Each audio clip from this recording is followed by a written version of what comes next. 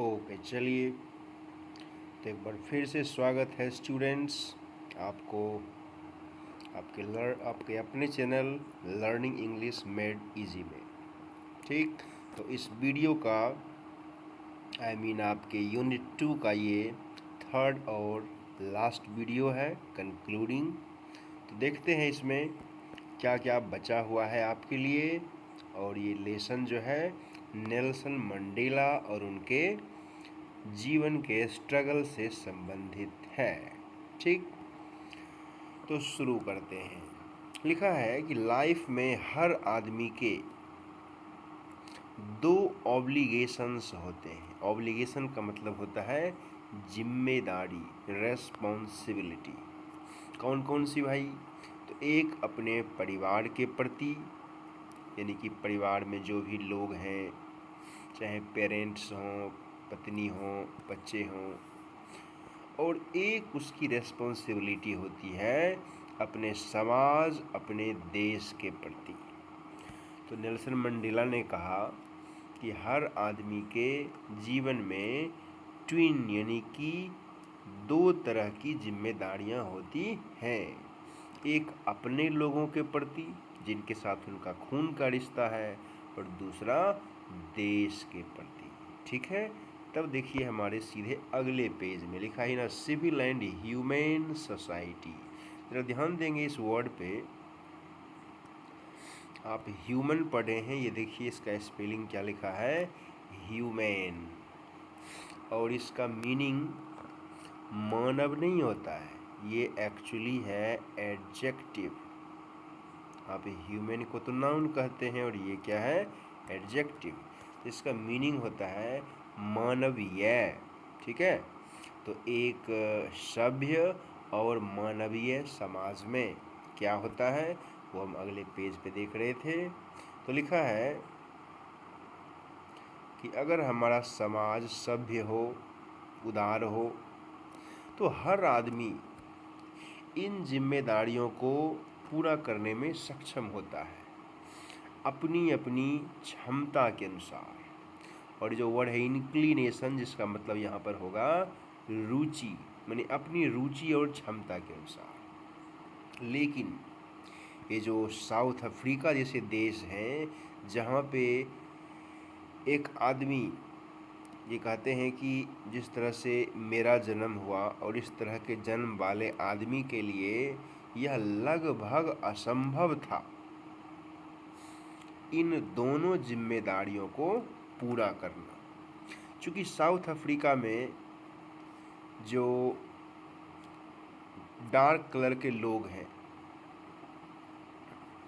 तो वो अगर ह्यूमन बीइंग की तरह रहने का प्रयास केवल करते तो उन्हें अलग कर दिया जाता, उन्हें पनिश किया जाता।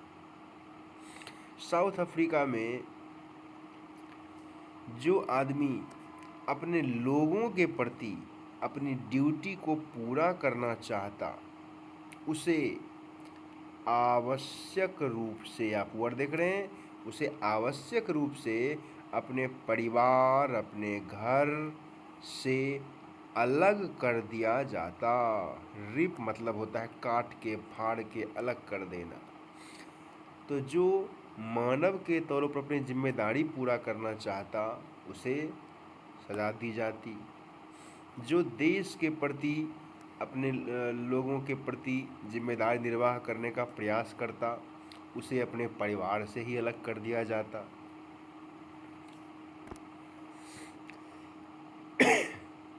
लिखा है, was force to leave a life apart. और एक तरह से उसमें जोर जाता कि वह अकेला ही जीवन व्यतीत करे। कैसा जीवन? A twilight existence of secrecy and rebellion. मतलब उसका जीवन धुंधला अस्तित्व हो जाता, जहाँ पे उसको गुप्त रखा जाता, और वो बेचारा हमेशा उस स्थिति का विरोध करता रहता, लेकिन कभी उससे वो निकल नहीं पाता। I didn't in the beginning choose to place my people above my family. तो शुरू में अपने परिवार से ऊपर देश के लोगों को तो मैंने नहीं चुना था, लेकिन अपने इन लोगों को बचाने के प्रयास में मुझे ये पता चला कि मैं रोक दिया गया था अपनी जिम्मेदारी निर्वाह करने में। कौन सी जिम्मेदारी?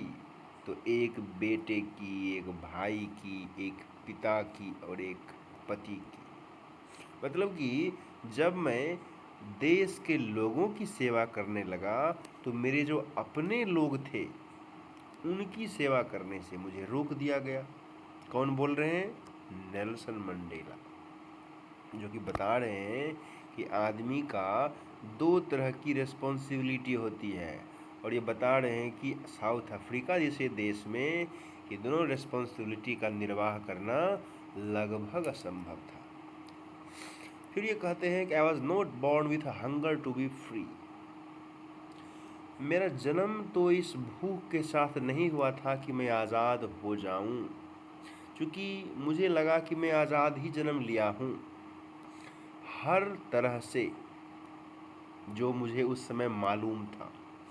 Free to run in the fields near my mother's hut. मतलब कि जहाँ मेरी माँ रहती थी उसके आसपास के फील्ड में, यस, तो उसके आसपास के फील्ड में तो मैं इधर उधर घूम ही सकता था, तैर सकता था नदी में, और फिर मैं खुले आसमान के नीचे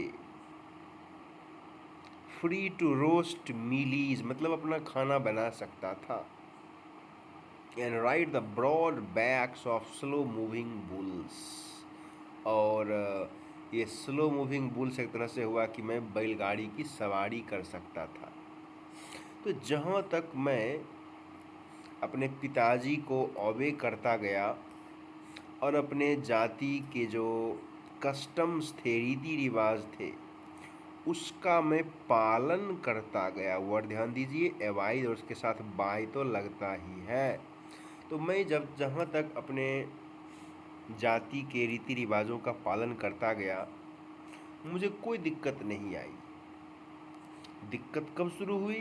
देखिए लिखा है, it was only when I began to learn that my boyhood freedom was an illusion. ये तो तब हुआ जब मुझे पता चला कि मेरे लड़कपन में मुझे जो आज़ादी मिली थी वो तो एक भ्रम था। जब मैंने ये पता लगाया, ये वर्ड देख रहे हैं, इल्यूजन। इल्यूजन का मीनिंग होता है भ्रम। तो मैंने पता लगा कि मेरी आज़ादी तो पहले ही मुझसे छीन ली गई है, had already been taken from me. और तब मैं इसके लिए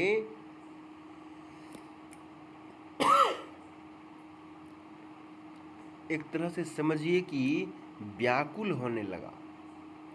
तो शुरू में छात्र के रूप में मुझे आज़ादी खुद के लिए चाहिए थी, वो क्षणिक आज़ादी, ताकि मैं देर रात तक बाहर रह सकूं, बढ़ सकूं, जहाँ चाहूँ वहाँ जा सकूं। बाद में लिखा है, a young man in Johannesburg. चूँकि मैं जोहान्सबर्ग में रह रहा था तो एक यंग मैन के रूप में मेरी इच्छा हुई कि मुझे भी कुछ मूलभूत और आदरपूर्वक आज़ादी मिलती, कि मैं अपनी शक्ति से जो चाहूँ हासिल कर सकूं, अपनी जीविका कमा सकूं, अपने पसंद से मैं शादी कर सकूं, अपने परिवार को आगे बढ़ा सकूं।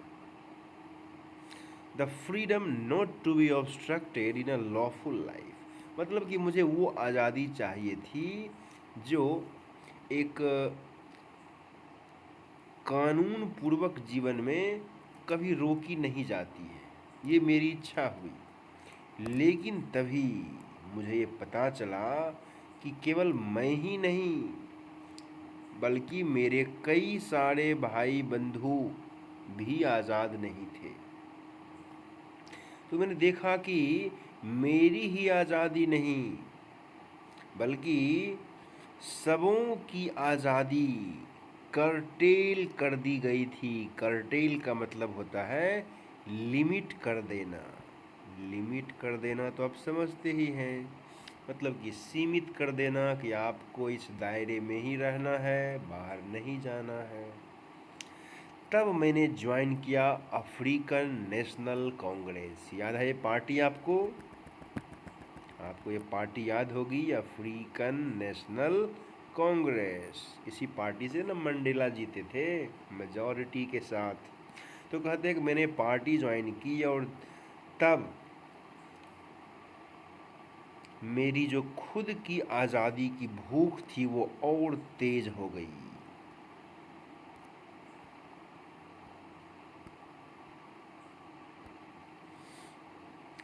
It was this desire for the freedom of my people to live their lives with dignity and self-respect that animated my life.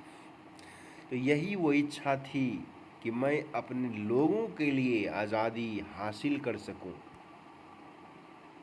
ताकि वो प्रतिष्ठा के साथ रह सकें, आत्मसम्मान के साथ रह सकें। और उसी इच्छा ने मेरे जीवन को एक तरह से चलायमान कर दिया। एनिमेट मतलब होता है उसमें मोशन डालना, जीवंत कर देना। और इसने एक डरपोक युवा व्यक्ति को साहसी व्यक्ति में बदल दिया। That drove a law-abiding attorney to become a criminal. मतलब कानून का पालन करने वाला एक सामान्य व्यक्ति वो बन गया अपराधी उनकी नज़र में। और इसके कारण अपने परिवार को चाहने वाला एक पर्सन, एक पति, ऐसा आदमी बन गया जिसका कोई घर ही नहीं था। That forced a life-loving man to live like a monk. और इसने उस पर्सन को, इसे जीवन से बड़ा प्यार था, उसे एक साधु सन्यासी की तरह रहने को मजबूर कर दिया। मतलब कुल मिलाकर के नेल्सन मंडेला अपने जीवन की कहानी बता रहे हैं कि जब मैंने अपने लोगों के प्रति अपने कर्तव्य का निर्वाह करना शुरू किया तो मेरी जो भी पर्सनल आज़ादी थी वो सब मुझसे छीन ली गई। मुझे संतों का जीवन बिताना पड़ा, मुझे अलग रहना पड़ा, मुझे अपने परिवार से मिलने नहीं दिया जाता था, मैं सुनसान अकेले रहा करता था। तो फिर देखो ये कहते हैं कि आई एम नो वर्चुअस और self sacrificing than the next one. तो ऐसा मत समझिए कि मैं बहुत ही ज़्यादा गुणवान हूँ और अधिक ये देखिए वर्ड क्या था, सेल्फ सेक्रीफाइसिंग, कि मैंने ही बहुत त्याग किया है। But I found that I could not even enjoy the poor and limited freedoms I was allowed. तो मुझे बस ये पता चला कि जो आज़ादी मुझे दी गई थी मैं तो उसको भी ठीक से उपयोग नहीं कर पा रहा था, चूँकि मेरे लोग आज़ाद नहीं थे। और आज़ादी तो डिविजिबल तो होती नहीं है, इतना दूर तक के लोग आज़ाद और वहाँ के लोग नहीं आज़ाद, ये तो एक तरह से विश्वासघात हो गया। तो लिखा है मेरे किसी भी आदमी के ऊपर ये जो जंजीर थी आज़ादी नहीं मिलने की, यानी कि वो जंजीर, इसका मतलब सब के ऊपर थी, मेरे सारे लोगों के ऊपर ये जंजीर थी। और मुझे ये मालूम हुआ कि the oppressor must be liberated just as surely as the oppressed. ये देखिए लाइन है और ये कई बार पूछता भी है कि इसका मीनिंग आप एक्सप्लेन कीजिए। ऑपरेसर हो गया वो व्यक्ति जो आपको तंग कर रहा है, और ऑपरेस्ड वो हो गए जो तंग हो रहे हैं। जैसे आपने हाल ही में वो जो सीरियल देखा था महाभारता, उसमें ऑपरेसर था कंस, याद है? बिल्कुल याद होगा। और ऑप्रेस्ड, वो जो थे देवकी और वासुदेव, आपको याद हो गया। ठीक है, तो जिसके ऊपर जुल्म ढाया जा रहा हो वो है ऑप्रेस्ड, और जो जुल्म कर रहा हो वो था ऑपरेसर। चलिए याद रखिए एग्जाम्पल। तो ये कहते हैं कि मुझे ये पता चला कि जो जुल्मी है उसे भी मुक्त करना होगा, ठीक उसी तरह से जैसे जो उस जुल्म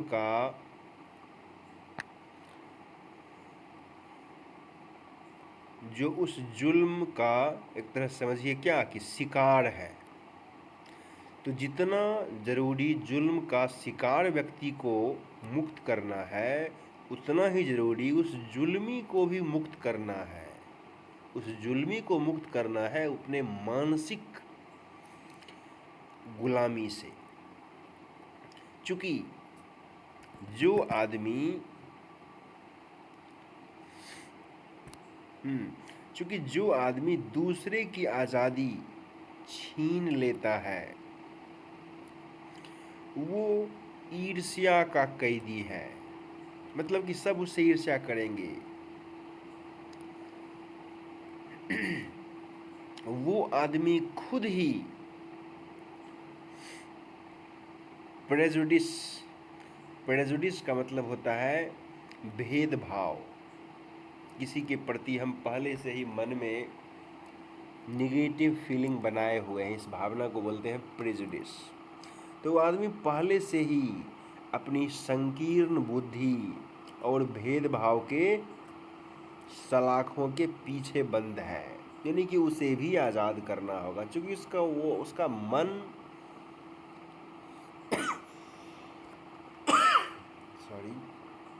चूँकि उसका मन उसे गुलाम बना रखा है, उसकी सोच उसे गुलाम बना रखी है। तो मैं सचमुच आज़ाद नहीं हूँ अगर मैं किसी दूसरे की आज़ादी छीन लूँ। क्योंकि अगर मैं छीन लेता हूँ इसका मतलब है कि जिसकी आज़ादी मैंने छीनी वो तो गुलाम हुआ ही, और मैं मानसिक रूप से गुलाम हो गया। इसलिए लिखा हुआ है the oppressor and the oppressed alike are robbed of their humanity. तो इस तरह से जो जुल्मी है और जिसके ऊपर जुल्म हो रहा है, दोनों की मानवता खत्म हो जाती है। इसीलिए ऐसा नहीं होना चाहिए। और इतना के साथ ही देखिए ये आपका लेसन ख़त्म हो गया। तो देखिए बड़ी अच्छी अच्छी बात नेल्सन मंडेला बोले हैं कि एक तो ही बोले कि मुझे अपने लोगों को बचाना है, मुझे खुद को आज़ाद करना है। तो फिर ये जब अपने आप की आज़ादी को अधिक ढूंढने लगे तो इन्हें पता चला कि ऐसा मैं ही नहीं हूँ, ऐसे अनेक लोग हैं। और जब ये अपने लोगों की आज़ादी ढूंढने लगे तो पता चला कि इनकी आज़ादी खुद रेस्ट्रिक्ट हो गई है। और उसके बाद इन्होंने अपना संघर्ष जारी रखा और उसी बीच इन्होंने अफ्रीकन नेशनल कांग्रेस ज्वाइन किया था। और अंततः अपने संघर्ष के परिणाम स्वरूप इन्होंने अपने समूचे देश को, अपनी जनता को आज़ादी दिलाई। तो ये थी नेल्सन मंडेला की संघर्ष गाथा, यानी कि ऑटोबायोग्राफी। तो आप समझ गए होंगे लेसन को। ओके।